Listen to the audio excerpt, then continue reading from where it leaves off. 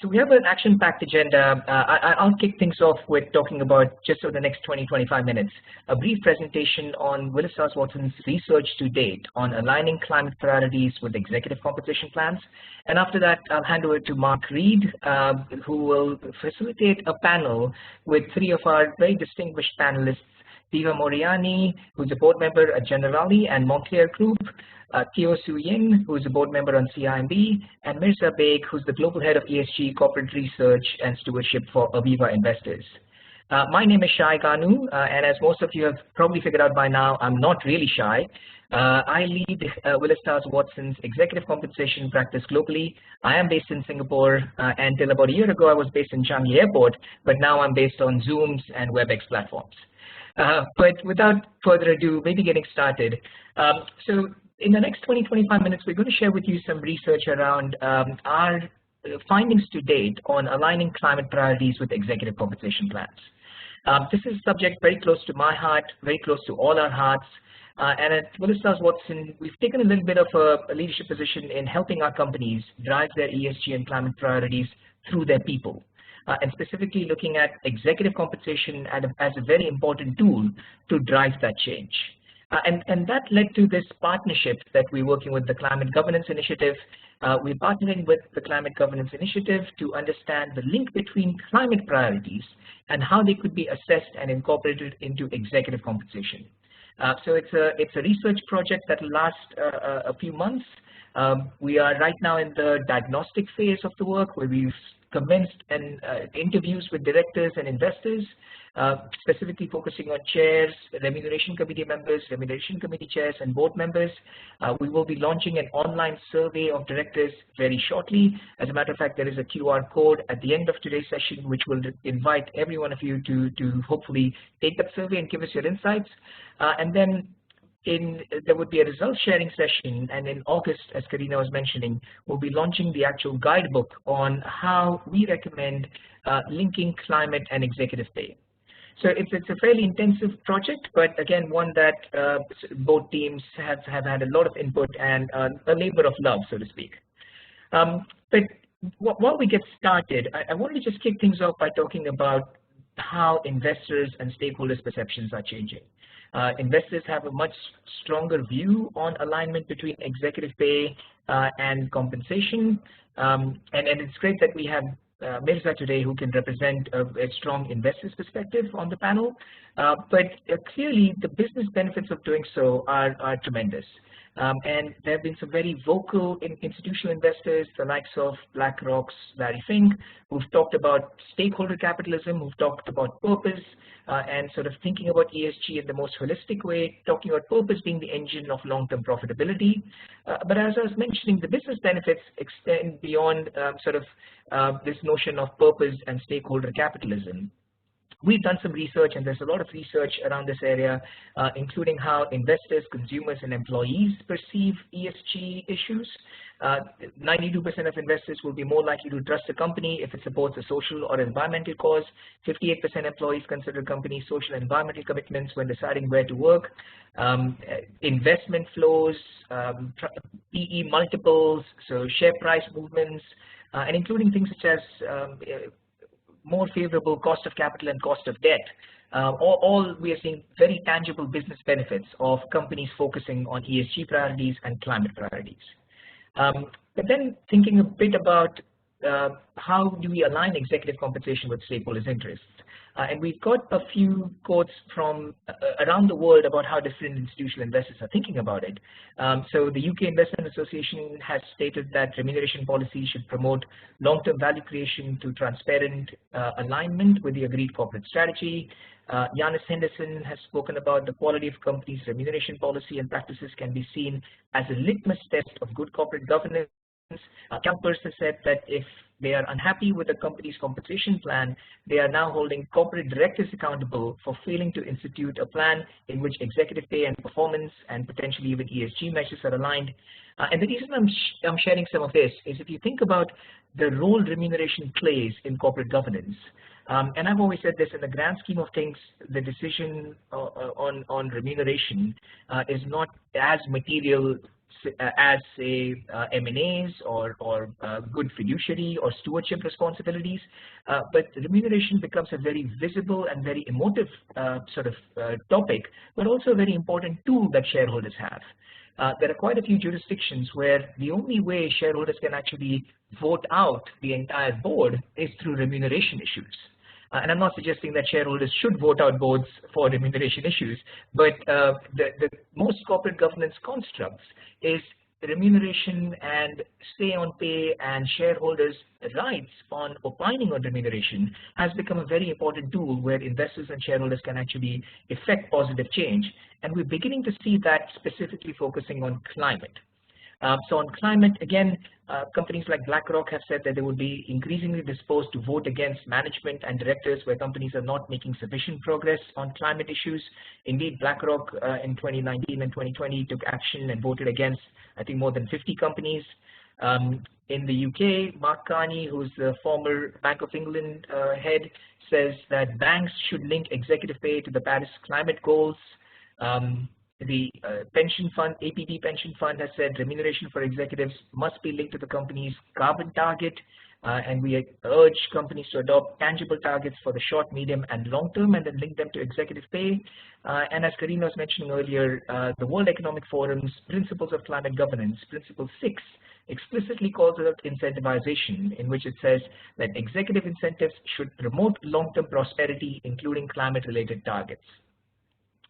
I did also want to spend a little bit of time talking about a very interesting move we're seeing in the corporate governance landscape about giving shareholders more say on climate issues. And you would have come across this term, say on climate, but certainly institutional investors have spoken about climate crisis reshaping finance. I think there is a view that there will be a change in capital allocation depending on the company's environmental policies, depending on their ESG and sustainability agenda. This quote from Mark Tucker, the chair of HSBC, I thought was important, who said that climate change is not only one of the biggest challenges, it's also a huge opportunity. And this is not confined only to resources companies and car manufacturers. It affects all corporate sectors, including banks. Now, very interestingly, on the say on climate issue, you would have seen the news about HSBC actually putting a shareholder resolution at the upcoming AGM, where they are going to ask shareholders to vote on whether the bank can be allowed to lend to coal-backed assets. And if shareholders vote against that, then that is a significant way of sort of signaling to companies that they cannot access capital through, or at least debt through banks like HSBC and Barclays and others who have these say on climate resolutions where they are going to talk about specifically, are they allowed to lend to coal assets? And we expect this trend to continue. And one of the probably more prominent examples on the say on climate notion is Unilever. Unilever is at the upcoming AGM in May is going to seek shareholder approval for its climate transition action plan. And if you think about it, it's a really elegant way of making sure that shareholders are aligned with the board and with management, because presumably sort of any say on climate vote, you're signaling to shareholders the activities that you're going to do more of, as well as the activities that you're going to stop doing. And with any of these sort of activities that you're going to stop doing, there could be implications on your earnings profile, on sort of your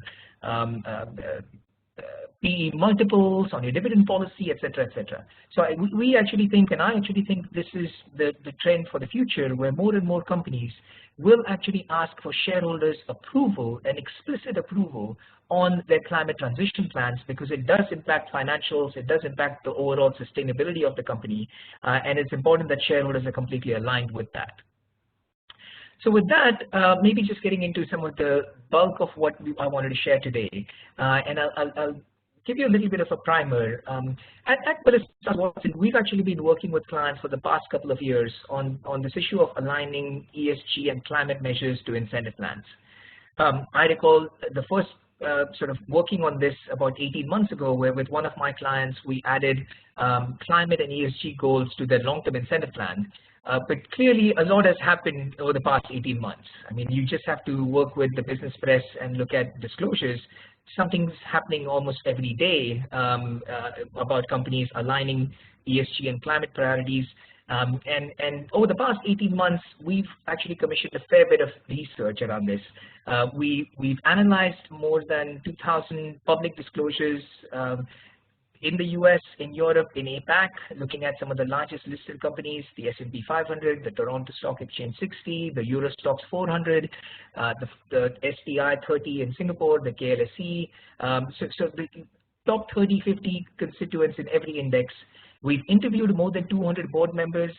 We've looked at disclosures from specialist firms like sovereign wealth funds, institutional investors, money managers, asset managers.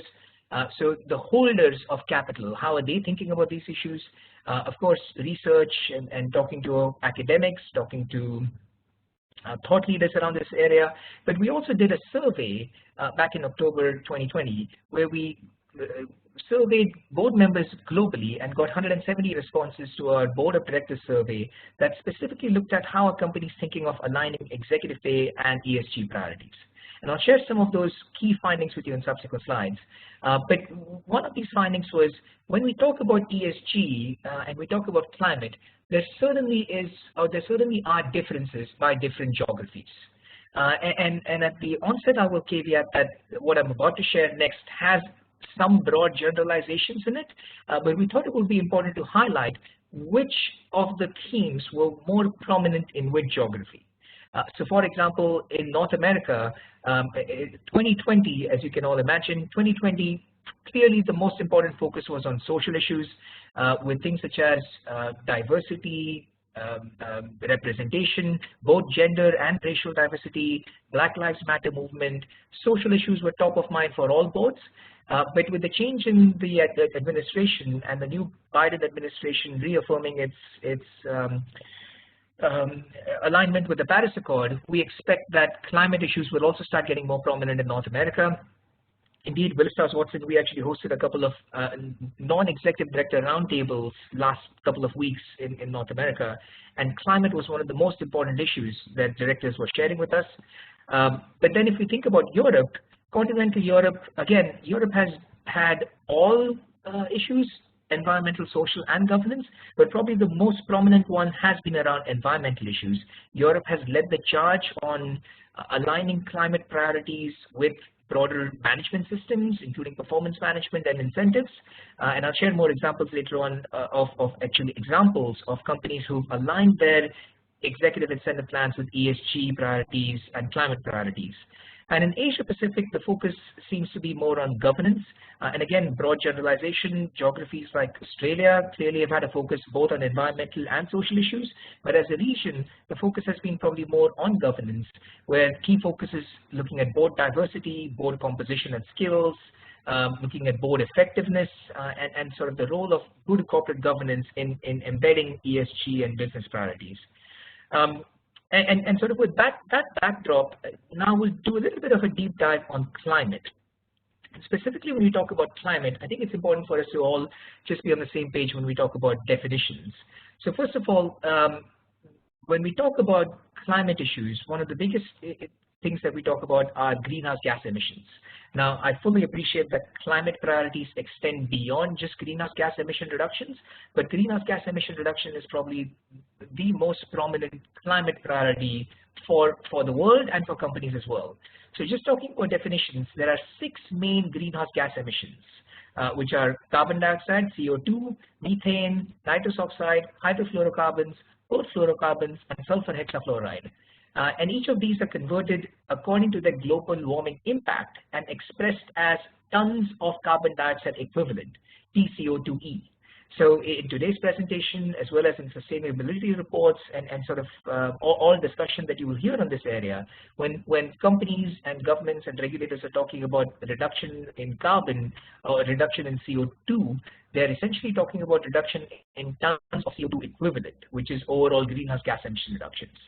And TCO2e is the most used and standardized unit of carbon accounting to quantify greenhouse gas emissions. And it's also used as a unit for carbon pricing, carbon credits, and it provides a standard basis of measurement for all emissions. But then also it's important to talk about these three scopes, and you may have come across some of these scopes, but fundamentally the lens that companies would look at TCO2E is through three scopes. Scope 1 being direct emissions from owned or controlled sources, from natural gas boilers used to heat your buildings, gases, fuel burnt in your company vehicles, etc. Number 2, indirect emissions from generation of purchased energy. And so clearly one option that companies have is to opt for renewable energy as opposed to sort of conventional energy, may it be coal-fired, hydro, or LNG. And then scope 3, which probably has the biggest impact, but is, as often as these things are, is probably one of the most difficult to measure, though it certainly can and has been done. But scope 3 looks at indirect emissions from supply chain partners, customers. So we're looking at all indirect emissions, including the company's suppliers upstream and customers downstream, including vendors, and sort of quite a few companies have actually put CO2 emission reduction as a requirement in their procurement policy, so that they're working with vendors who can help them manage their scope 3 emissions. So with that backdrop, I thought I'll quickly share key findings from our research to date, and this is not intended to be an eyesight test, so I'll go through each one of these in a bit detail. So number one, nearly half the US companies, and by US companies we mean the US S&P 500, and 2/3 of the European companies have at least one ESG metric in their incentive plans. Incorporating environmental incentives is definitely gaining more prominence. In Europe, environmental metrics are the most common ESG metric in the LTI, or the long-term incentive plan within executive compensation. ESG metrics are more common in annual measures. However, Spain, France, Netherlands, and UK, more than 20% of companies have ESG in their LTI plans. This is, I thought, a very interesting finding, and one that highlights the regional differences. According to our research of the top 2,000 companies, 11% of European companies, but only 2% of the US companies have CO2 emission goals linked to their incentive plans. I'm not suggesting that they don't have CO2 emission goals as part of their performance management or part of their management systems, but there is a significant disparity between who are actually aligning these to their incentive plans and using their incentive plans to reward the right behaviors. Moving on, the weightage of STI and ESG metrics is about 15 to 20% of total compensation. Sectors with high impact on the environment lead the way in using E-metrics. So as you can imagine, energy, utilities, materials. The few industries that have the biggest ESG or particularly climate impact would be energy production, agri-businesses, aviation, land transport, cement manufacturing, materials, chemical manufacturing, and a lot of these companies are looking at both having ESG reduction goals, but also focusing on transition KPIs. And by transition KPIs, and I know we'll talk more about this during the panel, but transition KPIs are critical. I mean, if you're an energy company and if your sole goal is CO2 emission reduction, the easiest way of achieving that is actually shutting down your business, because then you've achieved your emission reduction goals, but that's not right for the company, not for the shareholders. So in energy companies in particular, the bigger emphasis is on transition and shifting the portfolio from, say, brown fuel or traditional fuel fired energy plants to more renewable solar, wind energy production.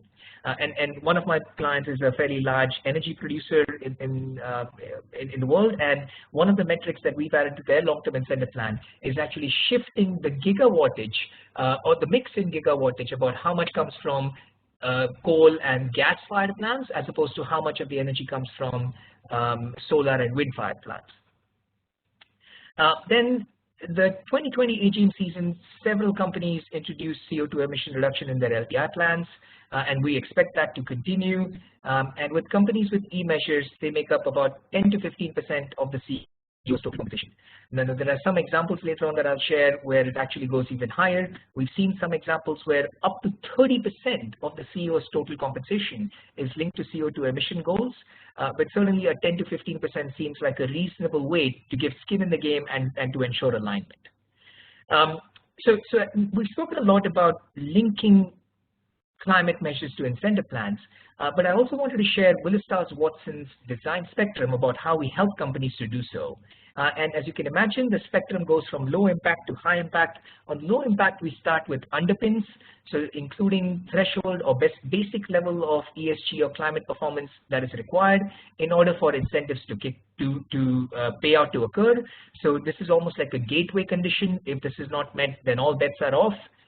Then you go to individual performance rating modifiers, where a climate or an ESG modifier can be used to sort of weight up or down the short-term incentive or the long-term incentive payouts by a certain percentage.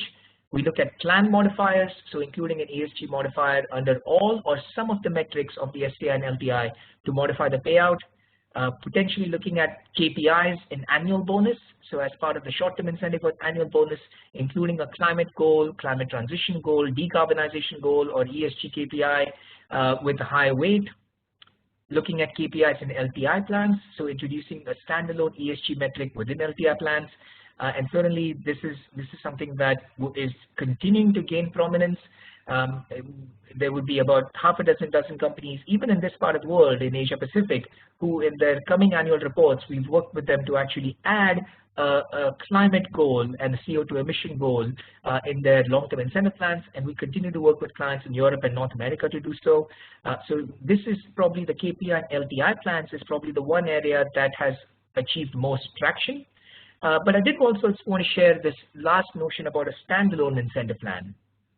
And there are not too many examples, but there are enough that companies have actually started introducing a separate incentive plan with the sole purpose of measuring ESG performance and aligning ESG performance with that standalone separate incentive plan. So for example, one of these clients that we've done this work with, they've come up with a hyper long-term incentive plan which aligns climate goals with their incentive.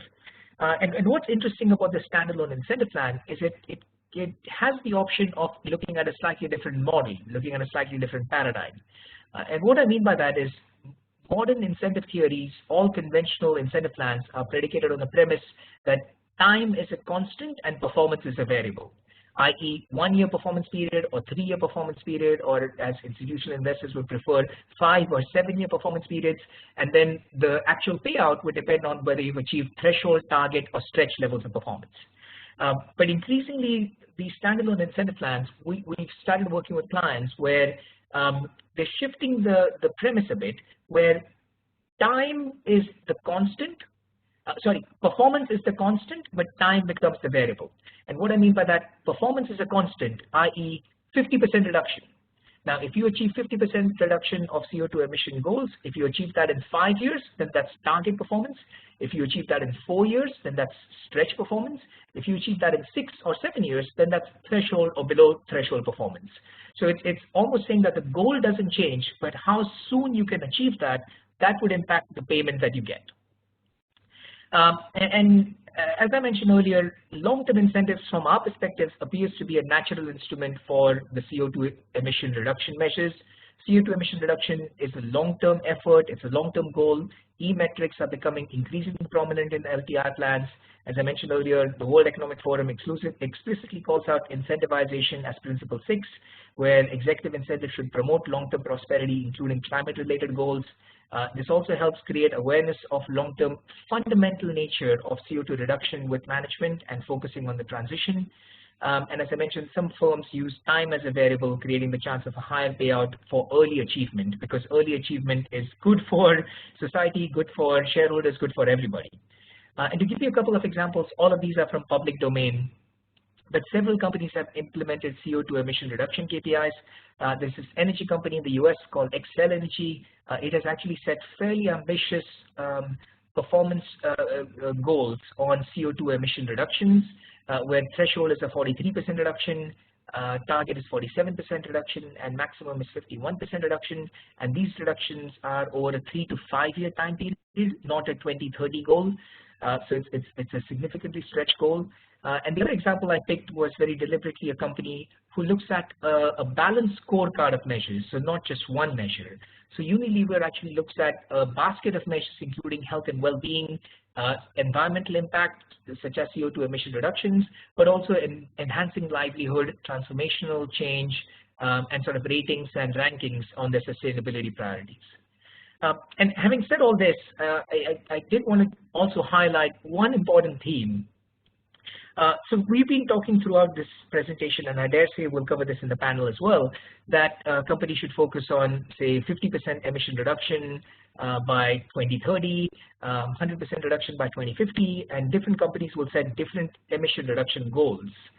But to put things in perspective, because we keep hearing a lot of feedback that a 50% reduction still is not sufficient. 50% reduction is stretched and it's not easy to achieve. And by no means am I suggesting it's easy to achieve, but it can be done. But the frame I wanted to just share to put things in context, even a 50% reduction is not actually part of the solution. Because if you think about this, only 100% reduction, when you get to net zero, that's when you get to a position of doing no harm. Most companies right now are actually focusing on minimizing the harm. Any reduction may be 25%, 50%, 100% is minimizing the harm. And even at 25 or 50%, you are still contributing to climate change, but to a lower extent. When you get to be part of the solution, when you're actually have completely eliminated your emissions, but also looking at carbon offsets and decarbonization and carbon capture when you're getting to be part of the solution. And a lot of this, just to put things in context, this is not just tree hugging. A lot of this has very direct financial benefits.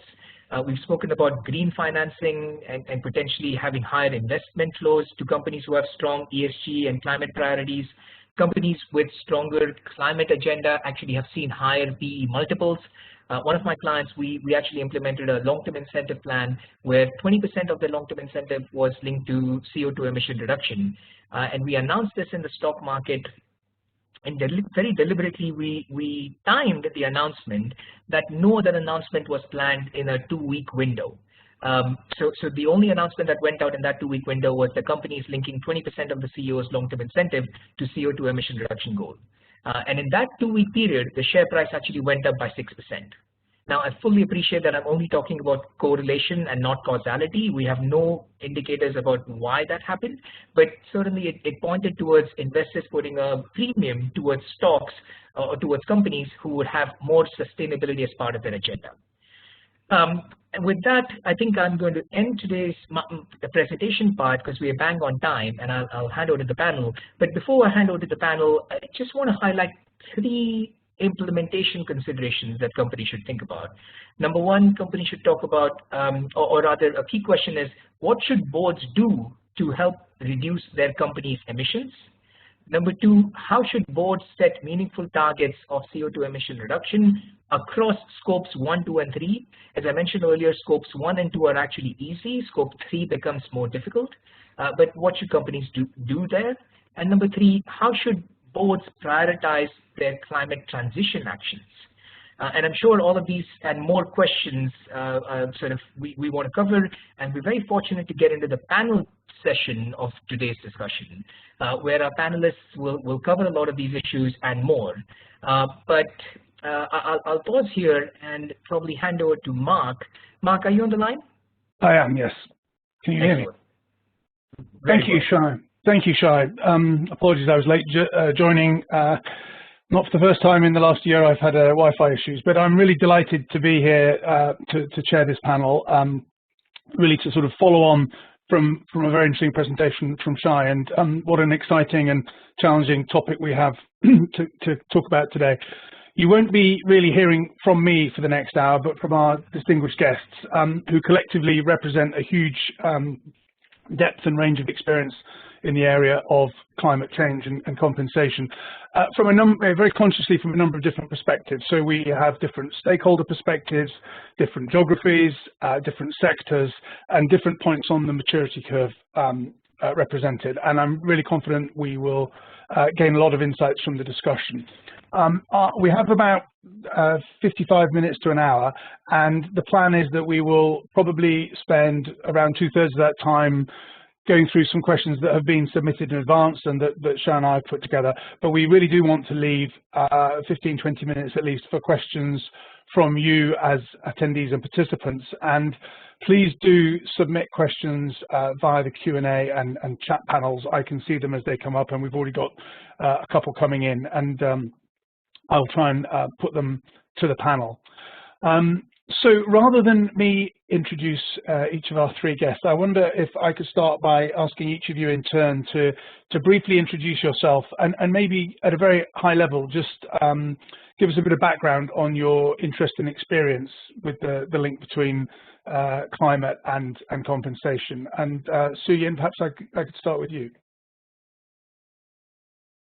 Mark, thank you very much for hosting this. I'm Soo-Yin. Hello to everyone. I sit on the board of CIMB Group, which is the second largest bank in Malaysia, but also leading ASEAN bank. I'm also incredibly lucky to be a trustee on WWF Malaysia, so I've got a wealth of resources to tap from, to learn from. My main role in CIMB is to chair the Group Remuneration and Nomination Committee, which actually ties in very nicely with this topic. So thank you for having me, Mark. Pleasure and welcome. Diva, perhaps I could... Yeah, hi everybody. Thank you for inviting me. I'm Diva Moriani. First of all, I'm an executive as deputy chairman of an investment company, and as well as of an industrial company that is one of our main participation in the metallurgical industry. But then I'm sitting on the board of, let's say, some companies. I could say the most relevant in Italy. I sat for 6 years in the ENI corporation, that is of course the main energy company in Italy, and I'm sitting currently in the Generali board of directors. That is an insurance company, the most prominent in Italy, as well in the luxury business of Moncler. I'm an independent director and chairman in both companies of the Remuneration and Nomination Committee. I'm passionate about sustainability since ever, of course, but I think that now, together with the, let's say, surviving issue for all the companies, very important. I think also that the companies could become really the main lever, the main instrument to change this kind of things. It's really companies could play a very central role on the next few years. Thank you. Great, thank you very much and welcome. And finally, Mirza Beg, perhaps you could introduce yourself? Sure. So good morning and afternoon. So at Aviva Investors, I am responsible for our ESG research, how that's embedded in our investment processes, and then once we are invested, how do we act as responsible owners? I've been looking and analyzing executive pay for 20 years and looking at the investment impacts of climate change for over 15 now. So I've been an active participant and an interested observer of how both of these themes have evolved and ultimately intersected. So I'm very much looking forward to exchanging views on those trends over the next hour. That's wonderful. Thank you all very much. So maybe we'll just kick off, and maybe I could start with a question to Soo-Yin and Diva. Maybe I'll go to you, Soo-Yin, first. I'm really interested in the extent to which the boards that you've served have recognised climate change as an issue, a significant business issue, and then subsequently made that connection with compensation and what you've done. Thanks, Mark, for that question. I think I can speak on it from a different perspective. I also sit on the board of a a small consumer investment management firm as well. So I've been able to see what investors think. I've been able to see what banks are dealing with in terms of everyday challenges dealing with climate change, but also from an NGO perspective. I think, first of all, I think one of the things we've noticed is that we are in Asia anyway, in a quite an infant stage. And I think whilst we talk about very high level climate issues, one of the things we forget, particularly in Asia, and I can share this as well, is just general knowledge is quite thin. And I think to expect this to be embedded deeply, like what we've seen in North America or even in Europe, is probably a couple of sort of years from that. Having said all that, what we're finding as board members is you've got to really start from the core of sort of the framework, which is right back down to values of the group, the strategy of the group, and how you then overlay climate. To go on an ambitious plan to start off with from day one, we found that quite tricky. I'm not sure that answers your question, but I think it's important that we set the scene in Asia where ambition's there, but I think we're starting from, in many ways, ground zero for a lot of companies.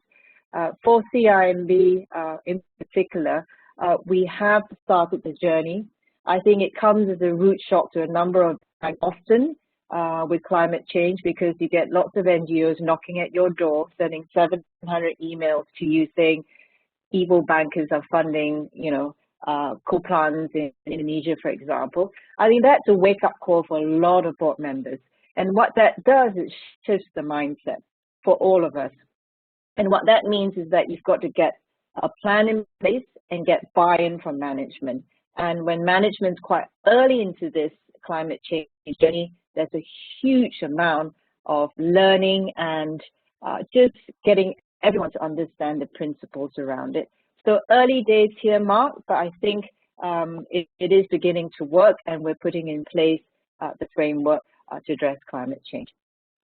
Thank you. And I think you touch on a few really interesting topics there that we'll come back to in terms of, I'm sure there are lots of people listening for whom this is also an early stage discussion, and we'll talk about how we progress from those first steps through to a sort of a more sophisticated program, as well as, you touch upon the role of banks there. I think we'll come back to the financial services implications, because I think it is slightly different picture than maybe for some industrials, but that's really interesting. Thank you. Deepa, maybe I could put the same question to you. You've served on boards in a number of sectors, so I'm interested in your experiences on this discussions and the links that you've seen made. Yeah, of course. I'm sitting in board in that part of the world that in the previous presentation was colored in green, so where, let's say, climate and environmental are at the center of the stage, of course. And I had a different experience considering the different industries. If I start from the first one, that is an energy industry, an oil industry, of course, you can imagine that in that company, this is the forefront of how to handle this matter. And there really it's a matter of surviving. Transition is a matter of surviving. So how you design it, how you let's say implement it, this is really something that is part of the surviving strategy of the company. So becomes over there becomes the core of the strategy. In this moment, for any company, for any oil company, any energy company, the transition is the issue. So of course, it's a very strong presence. It's coloring everything around, of course, and then also the remuneration, let's say, plan, because being the main part of the transition of the strategy, the implementation of the strategy and the relative incentive are strongly linked to the achievement of certain targets. And then you can do it on a short-term, long-term basis, whatever. things are changing if you go from this industry to another industry, like the financial service, as you mentioned, of course, where maybe let's say the emergency is less than in the energy industry, but their investors played a main role. And in the financial industry, in the financial services industry, you're at the same time, if I say in the insurance industry, you're at the same time a financial service, but also investors. So you can play a double role over there, behaving in a certain way, but at the same time being the spinning, being the pushing your customer, your investee, of course, your targets on behaving in the same way. And that, you know, so I think that financial services are playing right now a very important role, and could be really a very positive dynamo on, let's say, multiplying the impact. Moreover, the remuneration, let's say, incentive becomes important and could really move the brain of the people, of the management, to behave in a certain way. Then in my last, let's say, experience in consumer service, luxury services, you know, there again, it's less emergency, but everybody knows that, let's say, the apparel industry represents one of the worst, let's say, contributing sector, industry in the world to the climate change, and this is becoming more and more important and has to be taken in serious consideration if you don't want to be hit by the consumer, a consumer base that is changing dramatically. By the way, where Generation Z it's coming in the stage as the main, let's say, payer, as the main consumer, and this is not only you know, a normal consumer, but is a consumer very well interested in the purpose of the company and in the contribution of the company to the general well-being. So it's becoming important everywhere, with a different everywhere in all the industry that I touched on, but in a different stage with different degrees, but it's becoming important everywhere.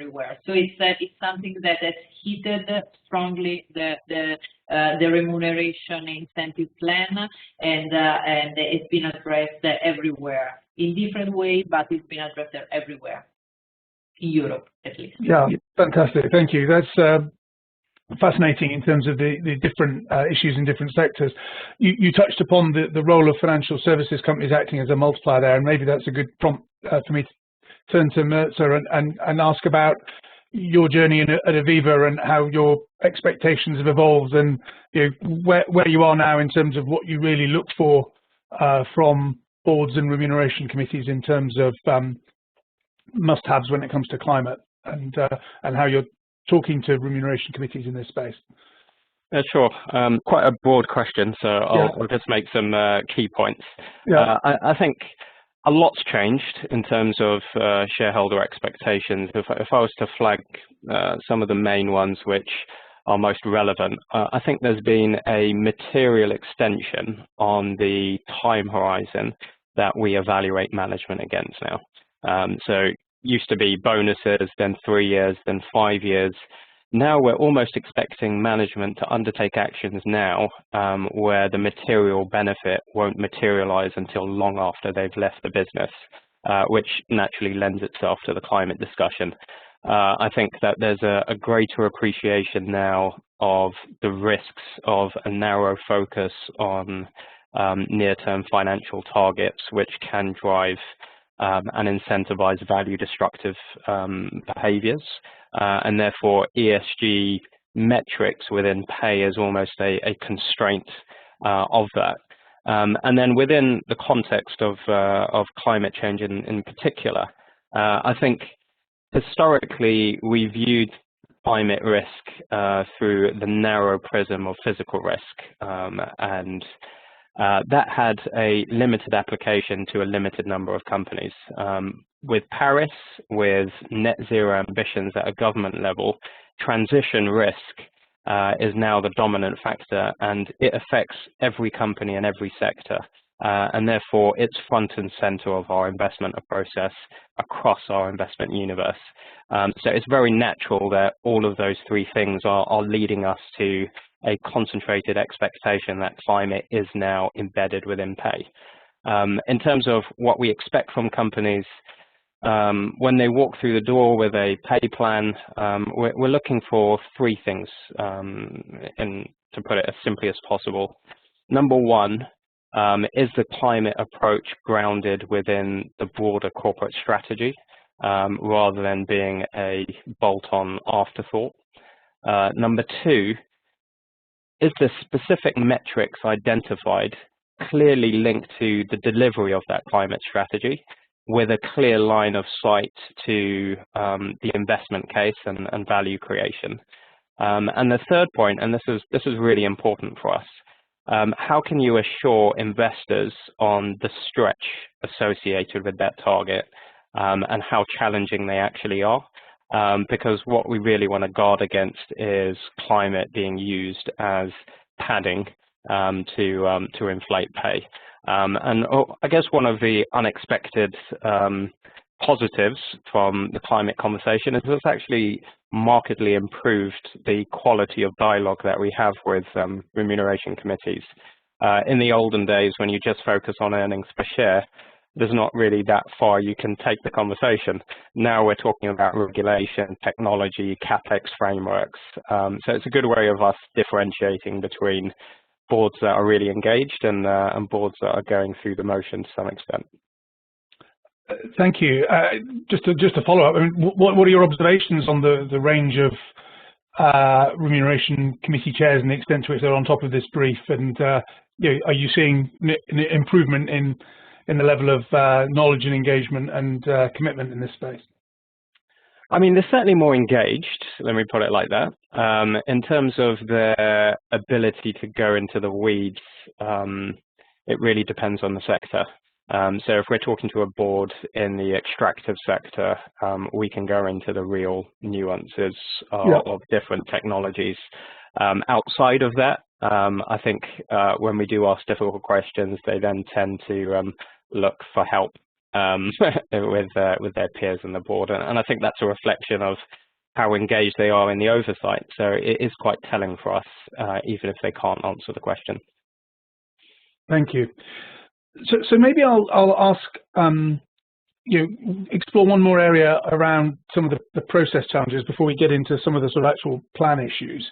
And Diva, maybe go back to you. You know, Merz has talked there about the importance of having a climate strategy first, which is then supported by a pay program, which will involve the board engaging with the sort of sustainability agenda throughout the organisation. You know, how do you ensure that a board has the necessary skills and knows how to engage with the rest of the organisation to create that strategy before you can even start thinking about linking it to pay? Yes, this is a very tricky question. You know, the board itself finds itself in the seat, so it's not choose by itself.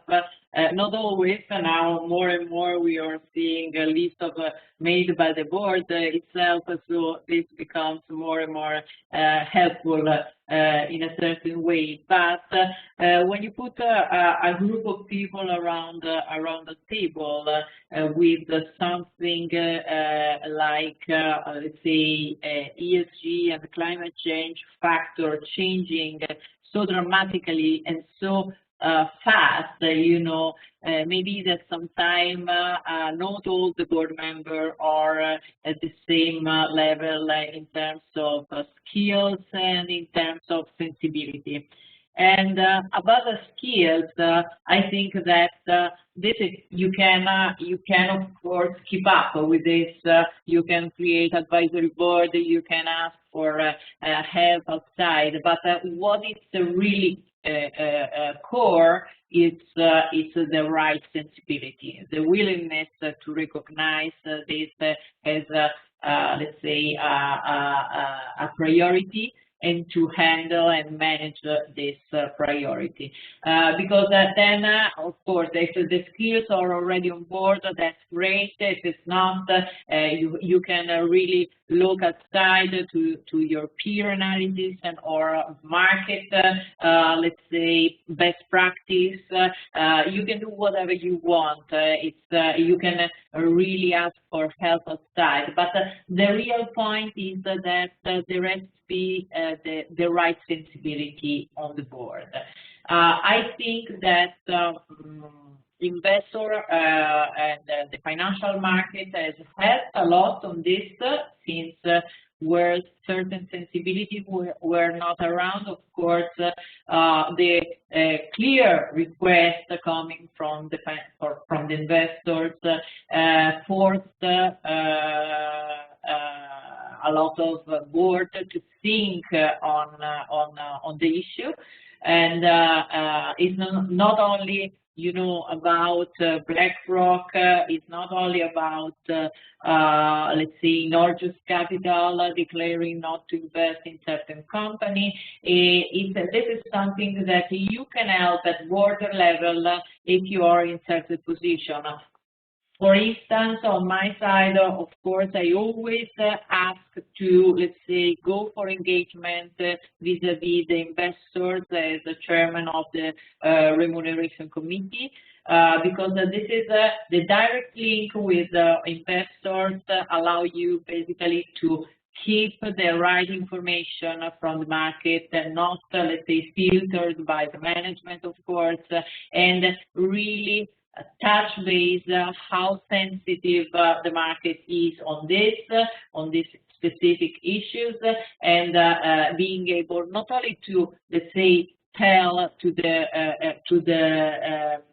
market, to the investor what the board is doing, but also bringing back the request from the market directly to the board, because this is really a key issue, I think, because sometimes the board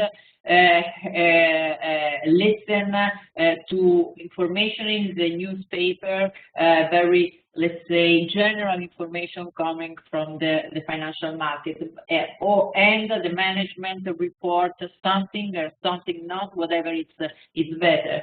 Having a direct linking to the investor world, of course, helps you to exactly understand how the investor are looking to this, how deeply, how sophisticated the board has to present itself on this matter. And you can bring back this message to the board, and the board can understand that working on the issue is not only a session issue, but it's something that has a direct link to the financial market, if a real sensibility is not already there, of course. So let's say a great help is coming from the investor side. Great, thank you.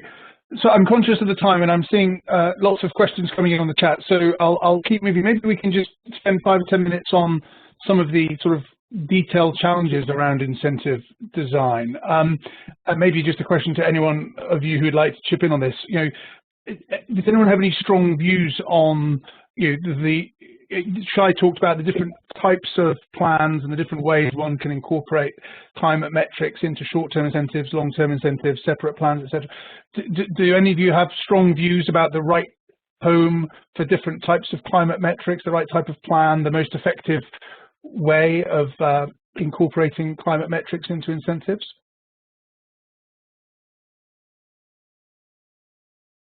Well, maybe I'll sorry, sure. Go ahead. No, please. Ian, why don't you go first, Ian, and then I'll go to Matt. I'll jump in here and say, one of the things that, you can, to be honest, you can get an off-the-shelf incentive plan from a consultant. I think often companies will say, right, we need to embrace this. How are we going to do this? Right, let's go and see if we can get a consultant to come and help us out. Often that is where boards start to think about things. But actually, I think it's quite important to just take a step back and say, right, to make this a success, whether you end up having this in an LTIP or a short-term incentive plan, you've got to get the house in order. I think this all comes from the core values of the group. And as we've all discussed, the strategy. If you're a growth-orientated firm, for example, and you try and put this in, it is just not going to work. And actually, one of the secrets, and this is kind of my own observation, is that it needs to start from the HR department. It sounds a little bit strange, but a lot of this comes from the culture, the values of the group. If you bid this down as a strategy, how will staff take to this? Do they understand this? Do they have a development plan in place that you can execute? Will they be able to implement this? Will they hit the targets? No point having fancy targets when there are no tools in-house to sort this out.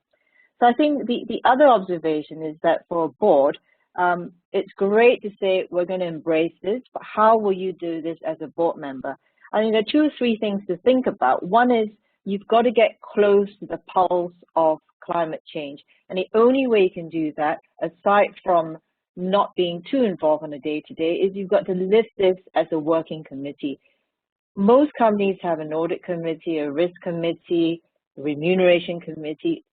They may have a sustainability committee, but it might be bedded in compliance. I'm talking from a banking world.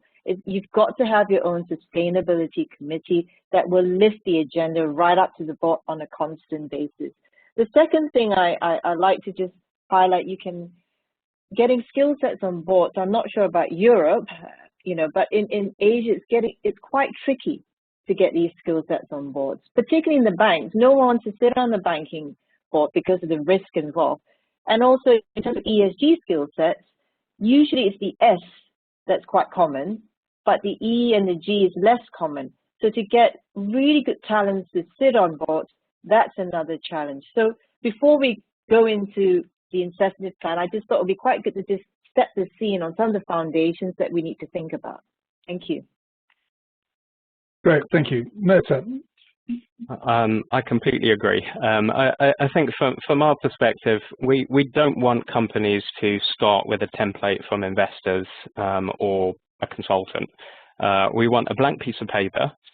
You set your long-term target, and then that target only really means anything if it's accompanied by a transition roadmap, how you're actually going to deliver on that target. And for that transition roadmap to be credible, you would expect there to be milestones, 1 year, 3 year, 5 year, 10 year, 20-year milestones. And it should then just be a very natural process to convert those milestones into management inputs and outputs and outcomes. And then that would then lend itself to rolling annual bonus targets, 3-year, 5-year plans, or as Shai mentioned, innovative, maybe 10 or 15-year standalone plans, which is fine, provided we can see the methodical line of thinking on how you go from that target. We're happy to be flexible and to be directed on why the plan is appropriate for the company and why it will help realize that transformational change. And we'd much prefer that rather than companies coming and saying, as investors, what do you want us to do? Yeah, that's great. Thank you. And I think you've touched on a question that's come in on the chat around dealing with the discrepancy between the longer term impact of some of these actions and the fact that remuneration cycles are relatively short term. So I think you're saying it's all about credible milestones that are linked to the strategy on the way. And to that point, Meta, I presume you've seen the recent Glass Lewis paper on climate and their view that as well as an approach of embedding climate metrics into performance plans, a potentially more effective way of dealing with that time span issue is to simply grant restrict a stock with really long vesting periods and just let time be the solution rather than potentially distorting through metrics. I'd be interested in your perspective on that point of view. Yeah, I mean, we're not a big fan, I've got to be honest. I don't think that in itself drives the transformational change and focus that we need for management. Yes, long term, but I still think that there needs to be a specific tangible end goal that management are seeking, and within a climate context, that could be a 50% reduction in emissions. It could be a substantive pivot in the portfolio mix from brown to green, but that should be the determinant of payouts rather than are you still around in your job. Yeah, thank you. And you touched there, Mercer, on an example of a goal, 50% reduction or a particular metric. Diva, I'd be interested in your experience in terms of the challenges of choosing the right metric and actually calibrating targets. Any tips about the best way to deal with some of those intractable challenges? Yeah, I think that everything has to be very well, let's say, fitted for the company itself and for the industry itself. I'm personally a great fan of, let's first start from a very credible, let's say, transitional, not transitional, but a sustainability plan that has to be renewed and fixed year by year, of course, because the things are changing in this world and it's developing more and more. So first of all, let's set a very credible a sustainability plan, and then based on that you can, let's say, define long-term incentive, long-term, let's say, targets with a relevant KPI that has to be strictly linked to the company sustainability plan itself, and short-term. Short-term is very important because I think that you have to have both, because it's a discipline, let's say, instrument.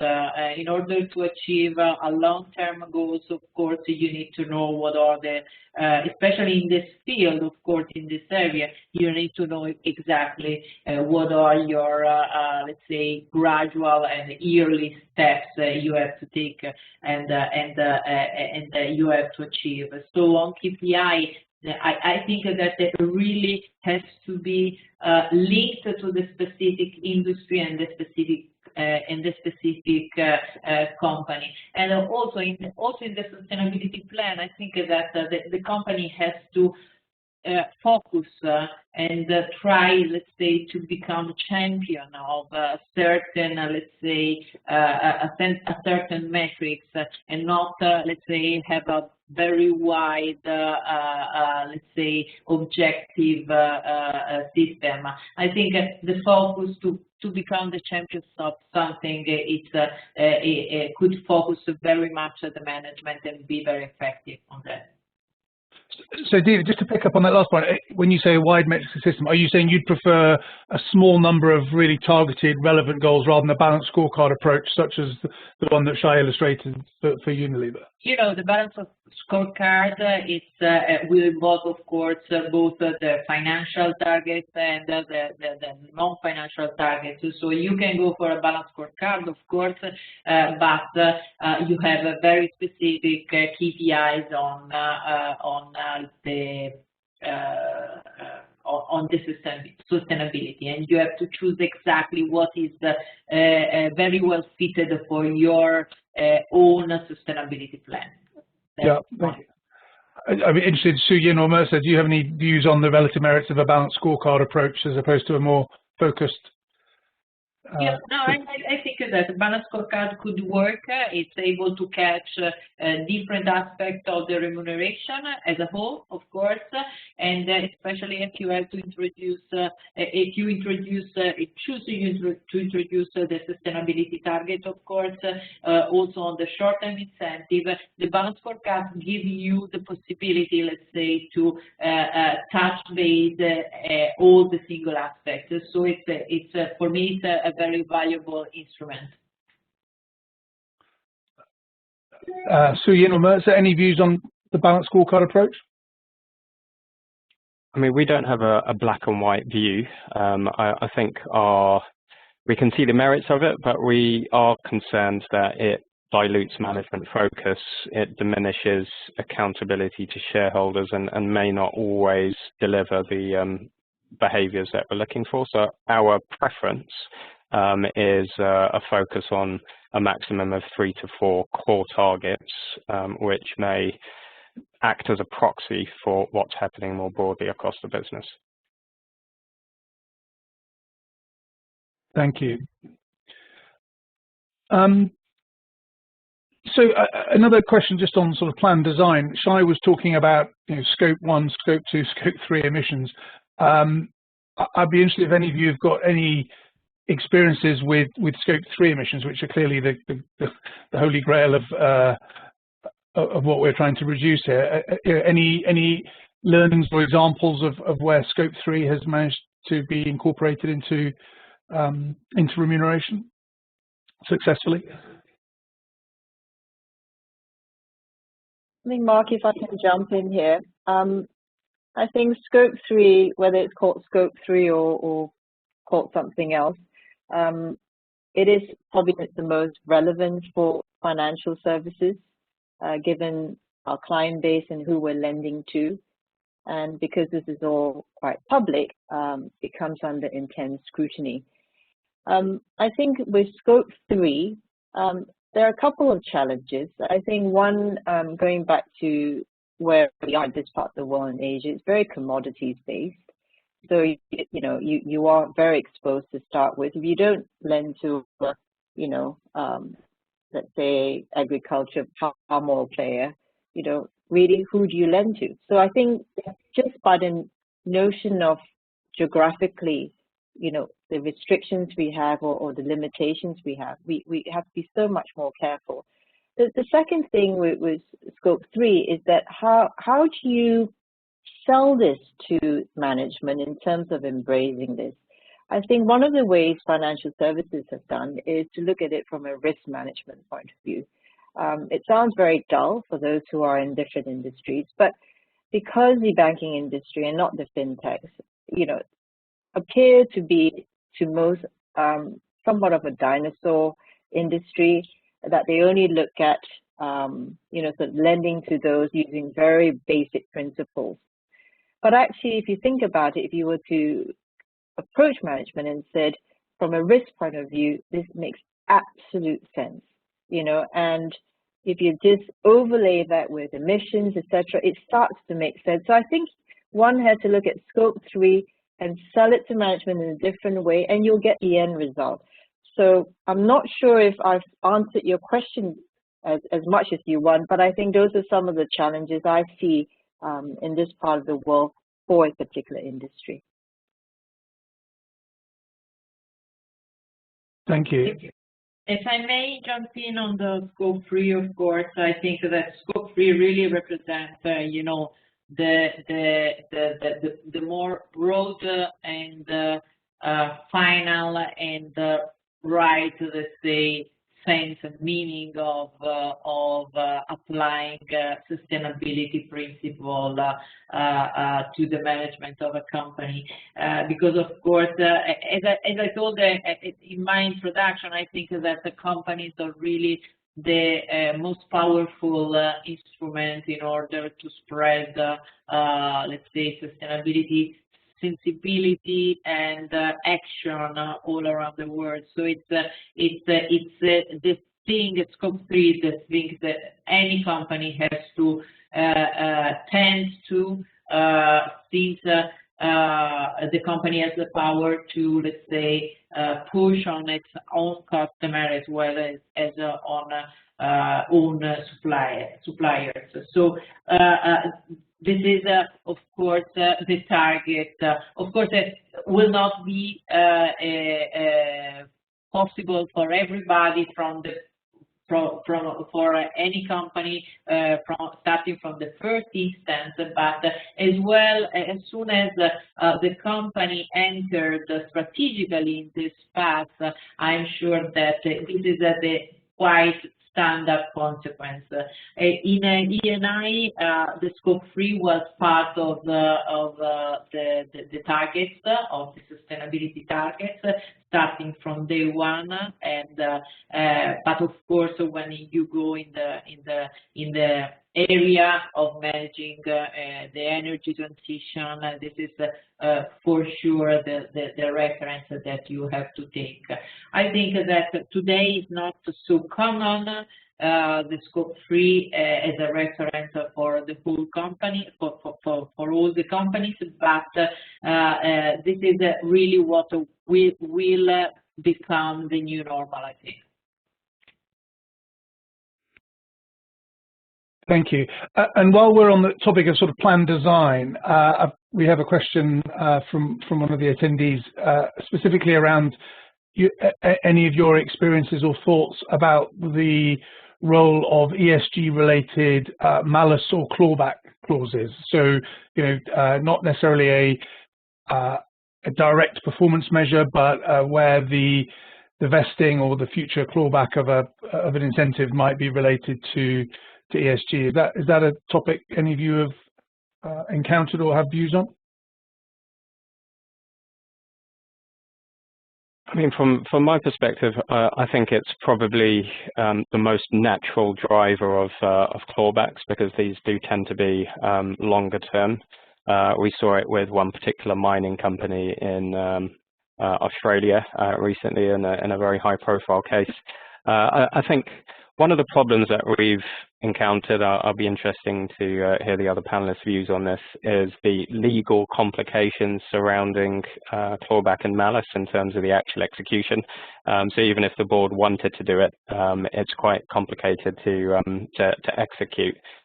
So what we've tended to see is it's more effective to have a substantive deferral of awards and lengthen that period out, because then before the money gets to the individual, you can cancel the awards, and that tends to be the most efficient and effective way of delivering the same outcome.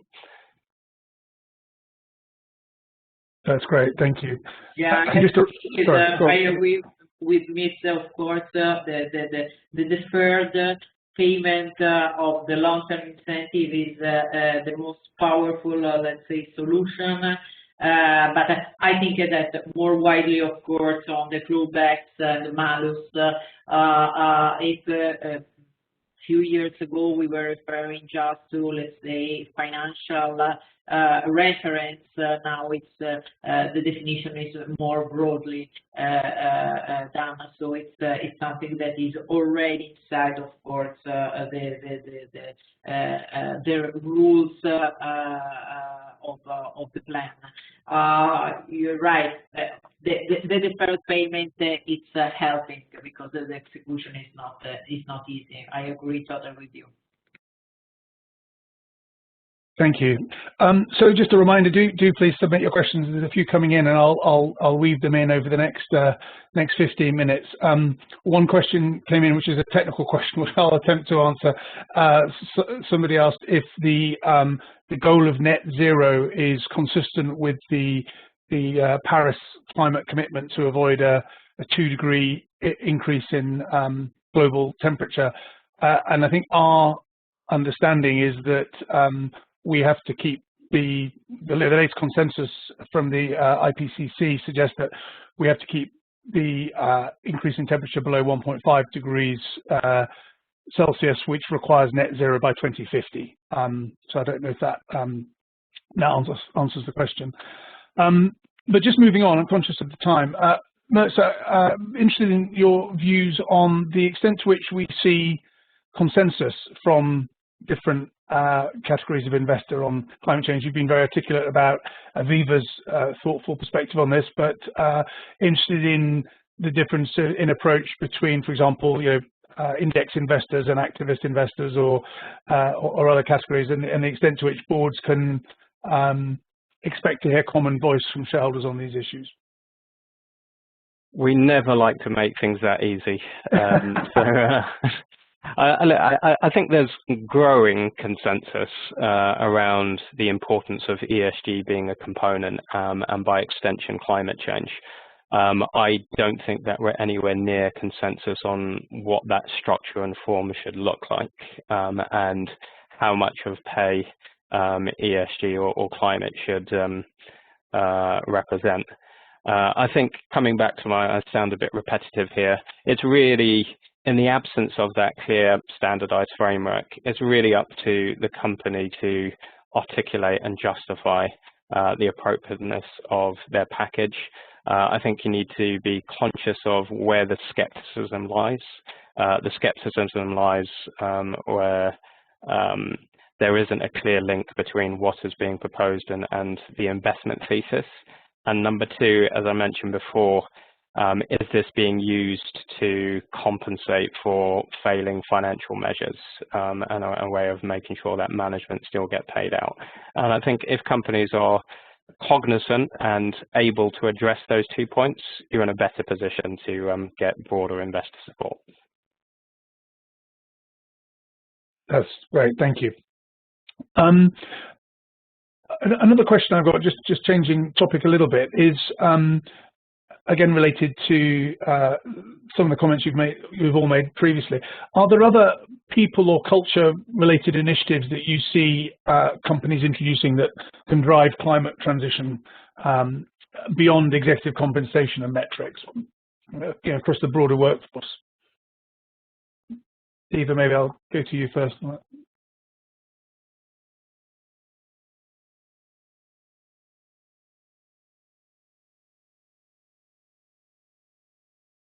Are you on mute?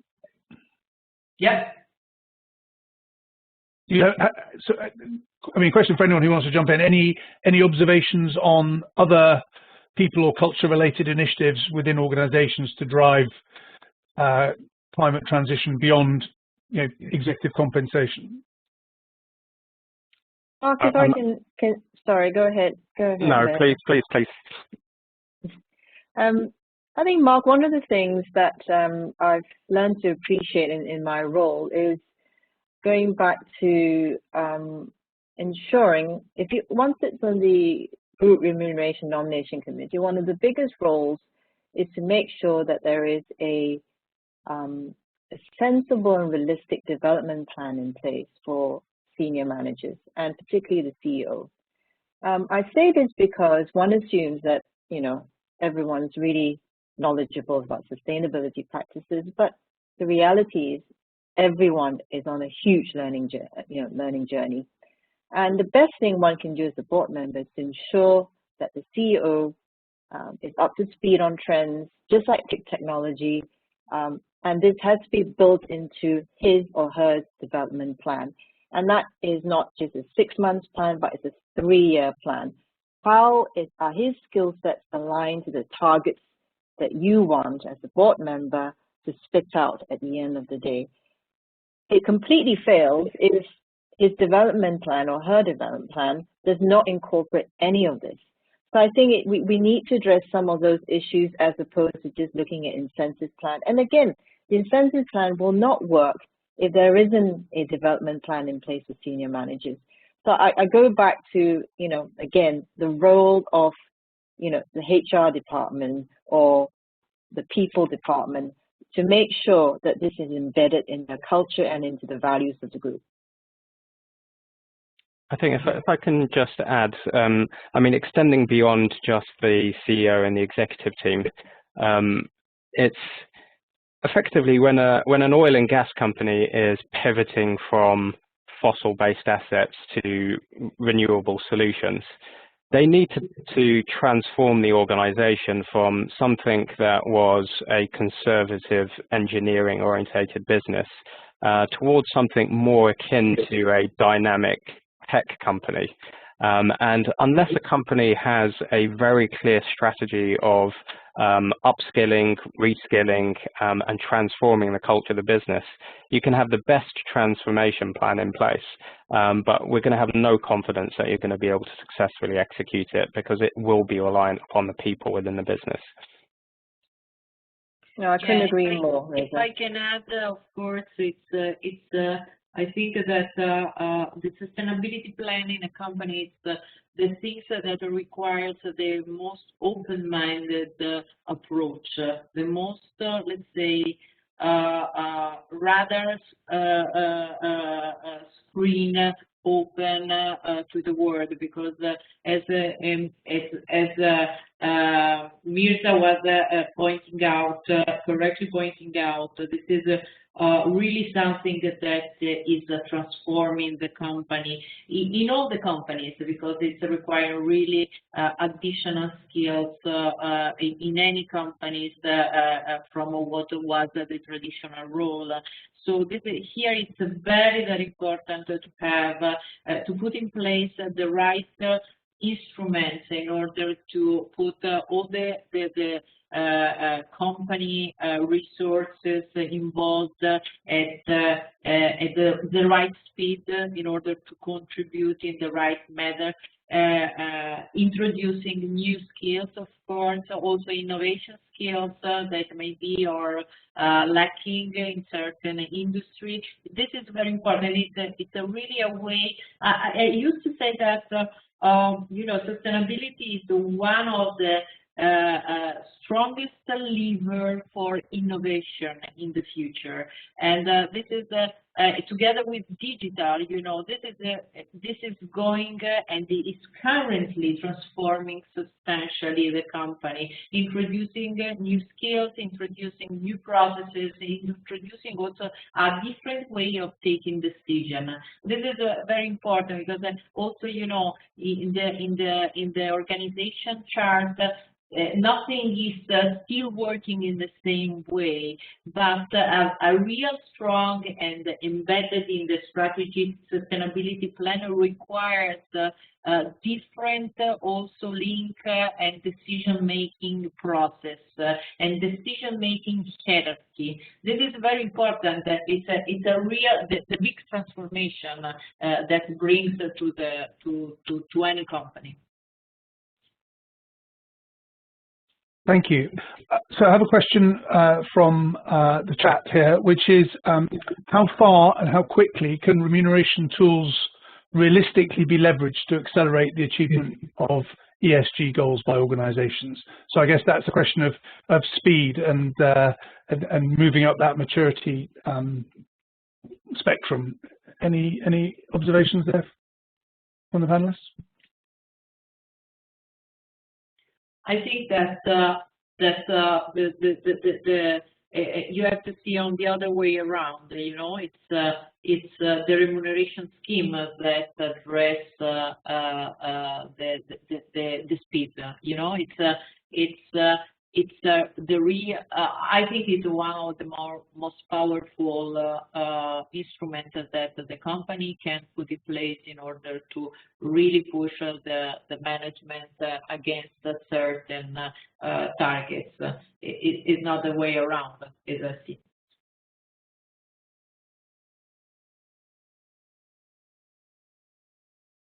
Thank you.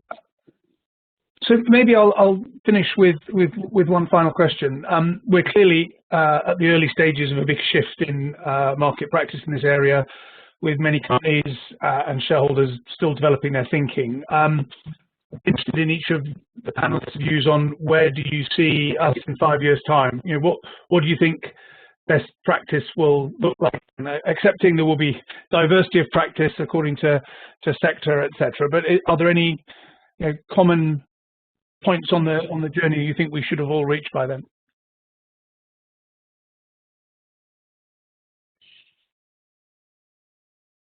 I think there is a great challenge looking ahead. It's, of course, as everybody said in this panel, it's let's say learning path for everybody. So it's going to be more and more sophisticated, more and more complex, and so on and so forth. In the meanwhile, there is a challenge that maybe all the companies and all let's say the whole system has to face.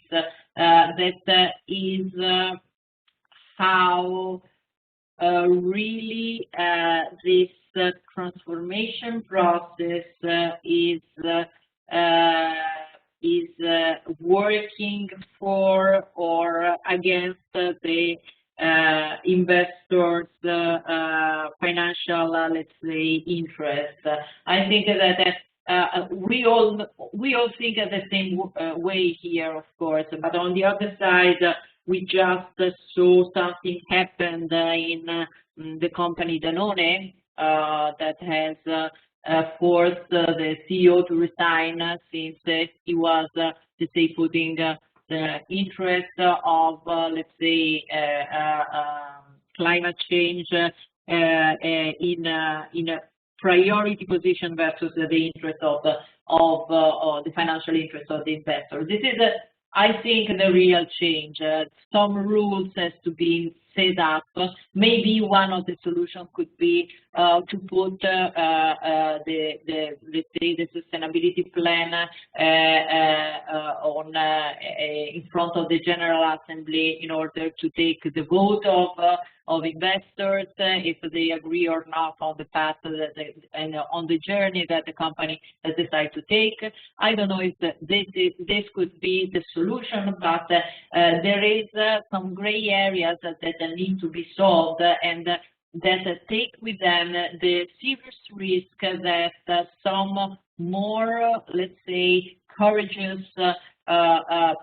step would not be taken by companies because for the fears to be, let's say, of the CEO to be removed or attacked or, let's say, fined for this kind of decision. So this is very important. It's a topic that is until now it's been let's say, from one side pushed by the financial market, and on the other side, you know, it's remaining a risk. And this gray area has to be cleared up in order for the company really to become the real engine of this transformation. Well, that's wonderful. I think that's a great note for us to finish on. So I'd just like to really thank each of the members of the panel, to Su-Yin, to Diva, and to Mirza for your thoughts. It was fascinating. I wish we could have gone on for another half an hour, but I think I'm going to hand over to Karina now just to wrap up the session and give us her reflections. So thank you all very much. Thank you, Mark. I took a lot of notes, which I'm going to try to summarize in 1 minute. So we started off with the realization that we were starting from a very, very low base. 11% of European boards have greenhouse gas targets in their pay plans, 2% of US boards. We didn't have a figure for the Asian region. I leave that to your imaginations. Although Su-Yin certainly highlighted some of the challenges associated with the fact that the region is very commodities dependent, and the pool of directors with skills in this area is pretty thin. So we are dealing with some challenges. Diva pointed out that that business is going to be the main lever of change in this battle to curb climate change, a point that I completely agree with. We also heard that there's a sort of cultural evolution in the way that companies are approaching this. A point that Shai made, that most companies start by approaching this issue from a let's minimize the harm perspective. Then, because we have this net zero by 2050 imperative, people are shifting to, okay, let's get to no harm, zero harm. And in fact, what we're also beginning to see now, particularly in the tech sector, is companies talking about becoming part of the solution, about making their businesses carbon negative so that they are actually removing carbon from the atmosphere through various means. We also heard that from the standpoint of remuneration, the first thing that has to happen is that the strategy embed a climate transition within it. There is no point trying to bolt on a ready-made remuneration template that reflects climate transition if the company doesn't actually have its own climate transition strategy mapped out in detail. As Mirza said, with very clear milestones in 5, 10, 20, 30 years, so that this can be reflected back into the pay plan today, so that management knows exactly what it needs to do today to deliver 2010, 2030, 2040, 2050. We heard that some companies have got quite creative and created standalone plans with very, very long-term objectives that put directors in the position, not directors, management in the position of taking actions today that will deliver results long after they're gone. And that's one of the challenges of designing these new remuneration plans. Mirza pointed out that we need to be mindful of the fact that traditional ESG metrics could in fact prove to be a constraint rather than an enabler. He also noted that the quality of dialogue between investors and remuneration committee members and directors in general has vastly improved, particularly in the companies that are very knowledgeable about this, where the discussion around remuneration focuses on, of course, strategy, as we just heard, but then the regulatory framework, technological innovation, capital investment, priorities. All of these things feed into the strategy and need to be reflected in the pay plan. Diva also highlighted the fact that being the chairman of 2 remuneration committees, that gives her unparalleled access to the investor community and helps enrich the board's understanding of investor expectations. We heard that Scope 3 is the real struggle. And I want to point out to you, for those who didn't have the chance, that we had a panel yesterday from the oil and gas sector and a panel the day before that from the mining sector. Both of these panels had CEOs and chairs on them. And the amazing contrast is that the chairs and CEOs of the mining sector talked very openly about the fact that Scope 3 is where it's at. It's 95% of their impact, and they have no choice but to address it. And they are struggling with it, but they are determined to do it. You think of iron ore companies that are, supplying this to steel companies that then emit huge amounts. Whereas yesterday we had the oil and gas panel where one of the 4 speakers even acknowledged the importance of Scope 3. The other 3 completely just evaded that question, did not want to recognize that Scope 3 is actually their responsibility, and yet it represents 85% of their footprint. So we're looking at some real challenges here in respect of acknowledging the imperative of bringing Scope 3 to 0, and then tying that into the strategy, the transition strategy, and therefore the remuneration targets. And finally, we heard that sustainability, along with digital, is a lever of innovation. It holds the answer to the future. And going back to Diva's original point, business has the potential to really be the lever of change in this battle to stop climate change. I want to conclude with just a word of thanks to all the people who got up at 4 in the morning or 3 in the morning to make this possible today.